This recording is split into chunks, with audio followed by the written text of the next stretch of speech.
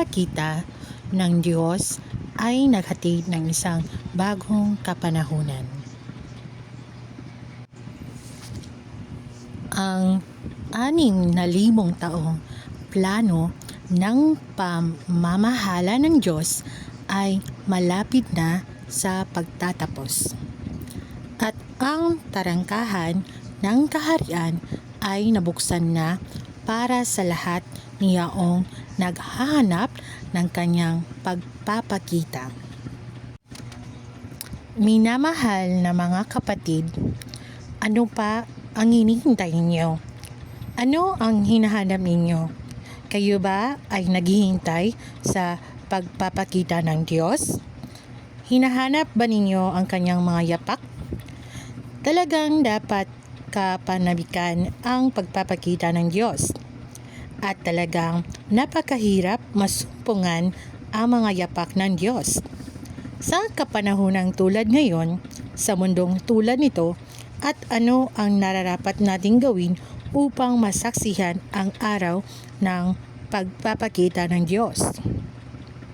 Ano ang nararapat nating gawin upang makasabay sa mga yapak ng Diyos?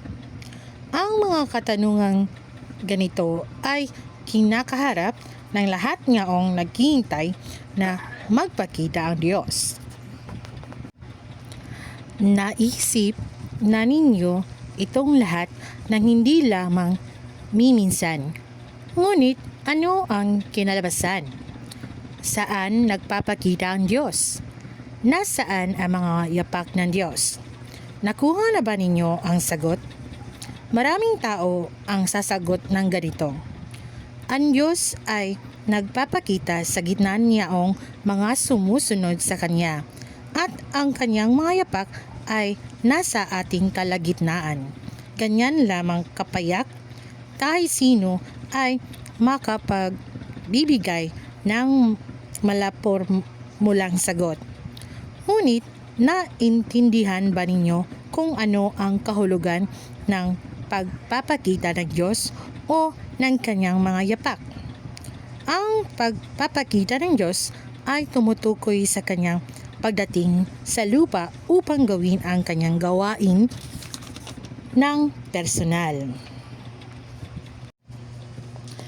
Dala ang kanyang sariling pagkakakilanlan at disposisyon at sa pamamaraang likas sa kanya.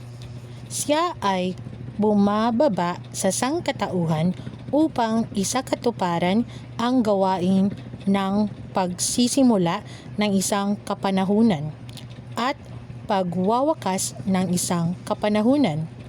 Ang ganitong uri ng pagpapakita ay hindi isang klase ng seremonya. Ito ay hindi isang tanda, isang larawan, isang himala o isang uri ng malaking pangitain at lalong hindi ito isang prosesong pangrelihiyon. Ito ay isang tunay at aktwal na katunayan na nahihipo at nakikita ng sinuman ang ganitong uri ng pagpapakita ay hindi upang kumilos ng wala sa loob o para sa anumang pangmadaliang pagsasagawa. Sa halip, ito ay para sa isang yugto ng gawain sa kanyang plano ng pamamahala. Ang pagpapakita ng Diyos ay laging makabuluhan at laging nagtataglay ng ilang kaugnayan sa kanyang plano ng pamamahala. Ang tinatawag na pagpapakita rito ay lubos na naibaba mula sa uri ng pagpapakita, kung saan ang Diyos ay gumagabay, umaakay at nagliliwanag sa tao. Isinasakatuparan ng Diyos ang isang yugto ng kanyang dakilang gawain sa tuwing inihahayag niya ang sarili niya. Ang gawain ito ay naiiba mula sa gawain ng alinmang iba pang kapanahunan. Hindi ito kayang isipin ng tao at hindi pa naranasan kailanman ng tao. Ito ay gawain na nagsisimula ng isang bagong kapanahunan at nagwawakas ng lumang kapanahunan, at ito ay isang bago at pinamuhay na uri ng gawain para sa kaligtasan ng sangkatauhan. Bukod dito, ito ay gawain na nagdadala sa sangkatauhan sa bagong kapanahunan. Ito ang kahulugan ng pagpapakita ng Diyos. Sa sandaling naunawaan na ninyo kung ano ang kahulugan ng pagpapakita ng Diyos, paano ninyo dapat hanapin ang mga yapak ng Diyos? Ang katanungang ito ay hindi mahirap ipaliwanag. Kung saan nagpapakita ang Diyos, masusumpungan ninyo roon ang kanyang mga yapak. Tila napakadiretso ng ganitong paliwanag, ngunit hindi ito madali sa realidad, sapagkat maraming tao ang hindi nakakaalam kung saan nagpapakita ang Diyos, lalong hindi kung saan niya nais o kung saan siya dapat magpakita. Ang ilan ay pabiglang naniniwala na kung saan man gumagawa ang banal na espiritu, doon nagpapakita ang Diyos. O kung hindi naman ay naniniwala sila na kung saan man mayroong mga espiritual na tao, doon nagpapakita ang Diyos. O kung hindi naman ay naniniwala sila na kung saan man mayroong mga taong bantog, doon nagpapakita ang Diyos. Sa ngayon, isantabi natin kung tama man o mali ang gayong mga paniniwala. Upang ipaliwanag ang ganitong tanong, kailangan muna nating magkaroon ng isang malinaw na layunin. Hinahanap natin ang mga yapak ng Diyos. Hindi tayo naghahanap ng mga espiritual na tao, lalong hindi natin hinahangad ang mga bantog. Hinahangad natin ang mga yapak ng Diyos. Dahil dito, yamang hinahanap natin ang mga yapak ng Diyos, dapat nating hanapin ang kalooban ng Diyos, ang mga salita ng Diyos, ang mga pagpapahayag ng Diyos, sapagkat kung saan man naroon ang mga bagong salita na binibigkas ng Diyos, naroon ang tinig ng Diyos, at kung saan man naroon ang mga yapak ng Diyos, naroon ang mga gawa ng Diyos. Kung saan man naroon ang pagpapahayag ng Diyos, doon nagpapakita ang Diyos.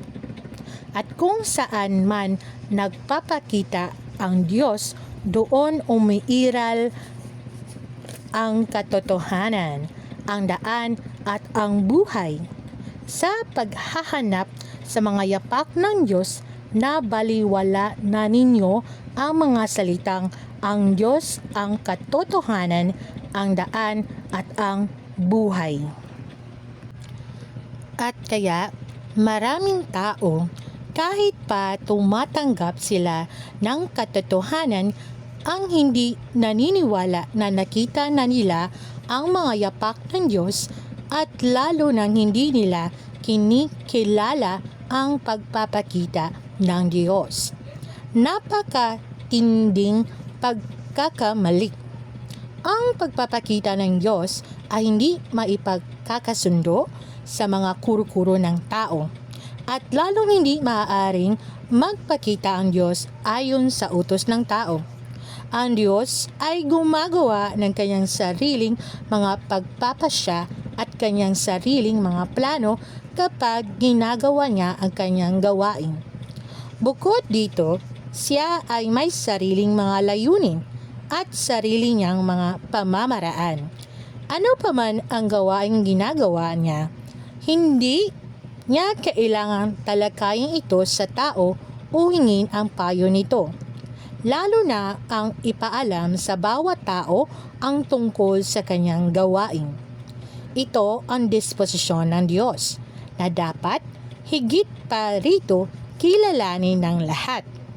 Kung nais ninyong masaksihan ang pagpapakita ng Diyos, sundan ang mga yapak ng Diyos, kung gayon nararapat muna ninyong iwan ang inyong sariling mga kuro-kuro. Hindi mo dapat utusan ng Diyos na gawin ito o iyan. Lalong hindi mo siya dapat ikulong sa sarili mong mga hangganan at limitahan siya sa sarili mong mga kuro-kuro. Sa halip, dapat ay inoobliga ninyo sa inyong mga sarili kung paano ninyo dapat hanapin ang mga yapak ng Diyos. Kung paano ninyo dapat tanggapin ang pagpapakita ng Diyos at kung paano kayo dapat magpasailalim sa bagong gawain ng Diyos. Ito ang dapat na gawin ng tao dahil ang tao ay hindi ang katotohanan at hindi nagtataglay ng katotohanan. Dapat siyang maghanap, tumanggap at sumunod. Ikaw man ay isang Amerikano, Ingles o anumang iba pang lahi, dapat kang humakbang palabas ng mga hangganan ng iyong sariling lahi, nang hinihigitan ang iyong sarili, at tingnan ang gawain ng Diyos mula sa estado ng isang nilalang. Sa ganitong paraan, hindi ka maglalagay ng mga hangganan sa mga yapak ng Diyos. Ito ay dahil ngayon maraming tao ang nag-iisip na imposibleng magpapakita ang Diyos sa isang partikular na bansa o sa gitna ng partikular na mga tao. Napakalalim ng kabuluhan ng gawain ng Diyos at napakahalaga ng pagpapakita ng Diyos. Paano masusukat ang mga ito na mga kuro-kuro at pag-iisip ng tao? At kaya sinasabi ko, dapat kang kumawala sa iyong mga kuro-kuro tungkol sa lahi o katutubong pinagmulan upang hanapin ang pagpapakita ng Diyos. Sa ganitong paraan ka lamang hindi masisikil ng sarili mong mga kuro-kuro. Sa ganitong paraan ka lamang magiging karapat-dapat na salubungin ang pagpapakita ng Diyos. Kung hindi, mananatili ka sa walang hanggang kadiliman at hindi kailanman makakamtan ang pagsang-ayon ng Diyos. Ang Diyos ay ang Diyos ng buong lahi ng tao. Hindi niya itinuturing ang sarili niya bilang pribadong pag-aari ng anumang bansa o lahi, kundi ginagawa ang kanyang gawain ng ayon sa kanyang plano, nang hindi nalilimitahan ng anumang anyo, bansa o lahi. Marahil hindi mo kailanman naisip ang anyong ito o marahil pagtanggi ang iyong saloobin. Sa anyong ito o marahil ang bansa kung saan inihahayag ng Diyos ang kanyang sarili at ang mga tao kung kanino niya inihahayag ang kanyang sarili ay nagkataon lamang na hindi makatarungan kung itrato ng lahat at nagkataon lamang na ang pinakapaurong sa lupa. Ngunit ang Diyos ay taglay ang kanyang karunungan sa kanyang dakilang kapangyarihan at sa pamamagitan ng kanyang katotohanan at kanyang disposisyon. Tunay na nakamit na niya ang isang grupo na mga tao na kaisa niya sa pag-iisip at isang grupo na mga tao na nais niyang gawing ganap. Isang grupong nalupig niya na dahil natiis na ang lahat ng uri ng mga pagsubok at mga kapighatian at lahat ng uri ng pag-uusig ay makakasunod sa kanya hanggang sa katapos-tapusan. Ang layunin ng pagpapakita ng Diyos na hindi limitado sa anumang anyo o bansa ay ang matapos niya ang kanyang gawain alinsunod sa kanyang plano. Gaya lamang ito nang ang Diyos ay nagkatawang tao sa Judea. Ang kanyang pakay ay tapusin ang gawain ng pagpapako sa krus upang tubusin ang buong sangkatauhan, ngunit naniwala ang mga Judeo na imposibleng magawa ito ng Diyos. At iniisip nila na ang imposibleng magiging tao ang Diyos sa anyo ng Panginoong Hesus. Ang kanilang imposible ang naging batayan ng kanilang pagkondina at paglaban sa Diyos. At sa kahuli-hulihan ay humantong sa pagkawasak ng Israel.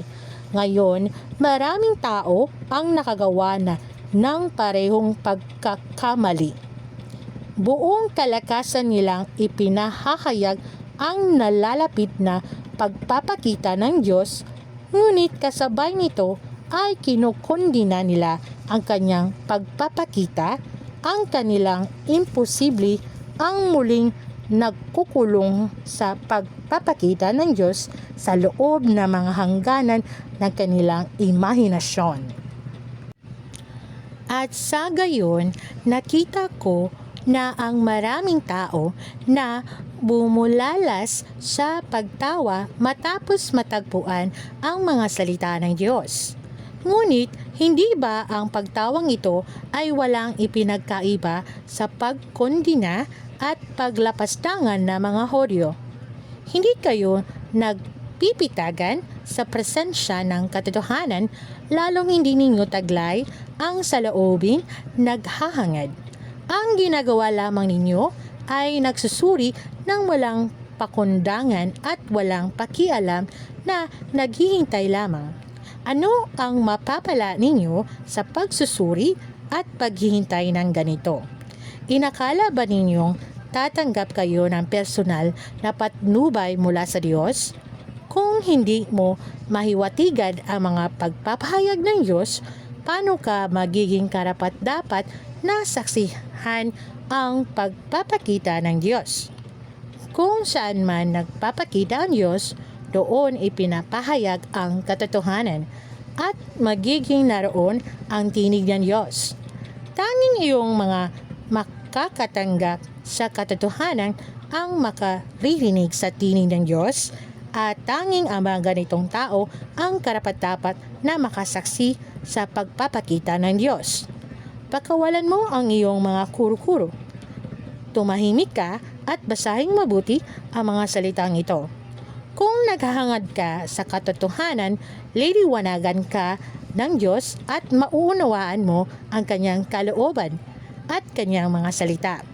Pakawalan ninyo ang inyong mga pananaw tungkol sa imposible. Habang lalong naniniwala ang mga tao na imposible ang isang bagay, mas lalong maaaring itong mangyari, sapagkat ang karunungan ng Diyos ay mas mataas pa sa mga kalangitan. Ang mga iniisip ng Diyos ay higit pa sa mga iniisip ng tao. At ang gawain ng Diyos ay lampas sa mga hangganan ng pag-iisip at mga kuro-kuro ng tao. Habang mas imposible ang isang bagay, lalong hindi na mayroong itong katotohanang mahanap. Habang mas lampas sa mga kuro-kuro at imahinasyon ng tao ang isang bagay, lalong higit na ito ay naglalaman ng kalooban ng Diyos. Ito ay dahil kahit saan pa niya ipinakikita ang sarili niya, ang Diyos ay nanatiling Diyos at ang kanyang diwa ay hindi kailanman magbabago dahil lamang sa lugar o paraan ng kanyang pagpapakita. Ang disposisyon ng Diyos ay nanatiling pareho saan man naroon ang kanyang mga yapak at nasaan man ang mga yapak ng Diyos. Siya ay ang Diyos ng buong sangkatauhan, gaya ng ang Panginoong Hesus ay hindi lamang ang Diyos ng mga Israelita, kundi ang Diyos din ng lahat ng tao sa Asya, Europa at Amerika at higit pa rito ay ang nag-iisa at natatanging Diyos ng buong sansinukob. Kaya hanapin natin ang kalooban ng Diyos at tuklasin ang kanyang pagpapakita mula sa kanyang mga pagpapahayag at sabayan ang kanyang mga yapak. Ang Diyos ang katotohanan, ang daan at ang buhay. Ang kanyang mga salita at ang kanyang pagpapakita ay sabay na umiiral at ang kanyang disposisyon at mga yapak ay bukas sa sangkatauhan sa lahat ng sandali. Minamahal na mga kapatid, umaasa akong makikita ninyo ang pagpapakita ng Diyos sa mga salitang ito. Uumpisahan ninyong sundan ang kanyang mga yapak sa paghakbang na tungo sa isang bagong kapanahunan at papasok kayo sa mga gandang bagong langit at lupa na naihanda ng Diyos para sa mga naghihintay sa kanyang pagpapakita. Yun lamang po mga kapatid at salamat sa pakikinig. Salamat sa makapangyarihang Diyos.